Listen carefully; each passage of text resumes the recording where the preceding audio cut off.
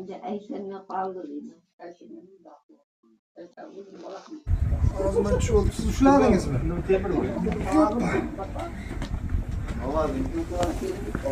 Ana. Endi bemalol joylashib oling. To'xtang, hozir yordam qilaman. Gulboy aka, Yo, bismillah, yaxshilab joylashib. elektronika aravachalar qulluq bo'lsin aka. Qashqadaryoda bir akamiz bor edi-da, shu ismlarini eslolmayapman. To'g'risi, juda ko'p telefon bo'ladi. O'sha Telegramga qancha odamlar yozishadi, WhatsAppga, SMSga telefon bo'ladi. Bir ikki kundan beri o'sha shunchalik ko'p murojaat viloyatlarda yurib, ko'pchilikka javob bera olmayapman, lekin harakat qilyapman. Yo'lda ketsam ham telefonga bitta javob berishga harakat qilyapman.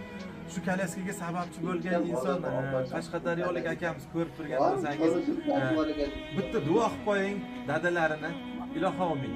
Onajon sal yaqinroq keling. Ularda qabulati ham borda. Ya aprelda ta'tilga Keyin olib keladi, yana tog'dan qaytib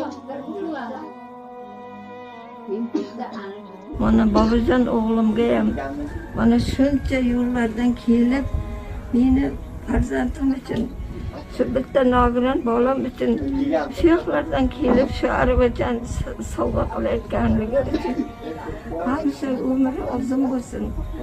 Allohim sog'lik salomatlik bersin. Minnatdorman. Topganlariga baraka bersin. Allohim hamisha qo'llab-quvvatlab yursin. Hammalaringizni Allohimning nazariga topshirsin. Hamisha nazarda bo'linglar. El xalqqa mana shunday nogironlarga yordam qilsalaringiz Allohim hamisha qo'llaydi, quvvatlaydi. Muhammad Joyu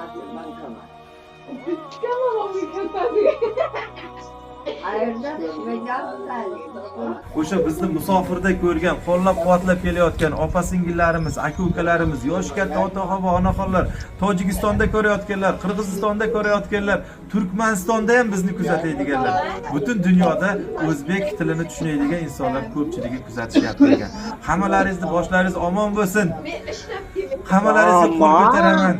Kattakon rahmat sizlarga. Azizlar, bilasizlar, bugungi kunda Rossiyada dollar kursi keskin ko'tarilib ketgan, lekin men sizlarga eng arzon kursda dollar yuborishni o'rgataman. To'xtang bobojon. Buning uchun Play Market hamda App Store'dan Yubor ilovasini yuklab olib, O'zbekiston, Tojikiston, Qirg'iziston, Qozog'istonga eng arzon